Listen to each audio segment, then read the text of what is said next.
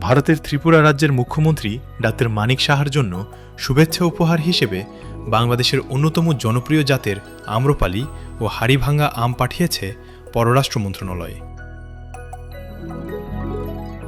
মঙ্গলবার বিকালে ব্রাহ্মণবাড়িয়ার আখাউড়া স্থলবন্দর দিয়ে আমগুলো ভারতের আগরতলায় নিযুক্ত বাংলাদেশের সহকারী হাইকমিশনের কাছে হস্তান্তর করা হয়। সংশ্লিষ্ট সূত্রে জানা গেছে, ত্রিপুরার মুখ্যমন্ত্রীর জন্য মোট ১২০ কার্টন আম পাঠানো হয়েছে। প্রতি কার্টনে ৫ কেজি করে মোট ৬০০ কেজি আম রয়েছে। উপহারের সব আমই আম্রপালি ও হাড়িভাঙা জাতের।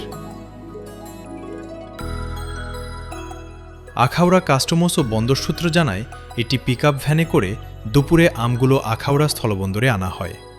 পরে কাস্টমসের আনুষ্ঠানিকতা সম্পন্ন করে ভারতের আগরতলায় পাঠানো হয়।